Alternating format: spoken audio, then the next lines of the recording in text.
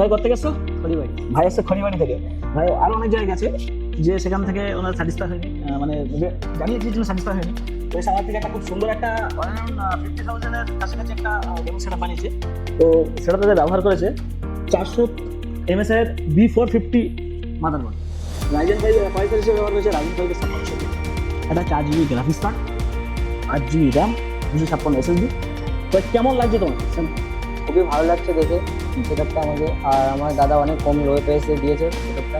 আমি আরও জায়গায় ঘুরে দেখলাম, সেরকম আমি বাজেটটা পেলাম না, কিন্তু আমি এখানে এসে আমার বাজেট মতো পেয়ে গেছি।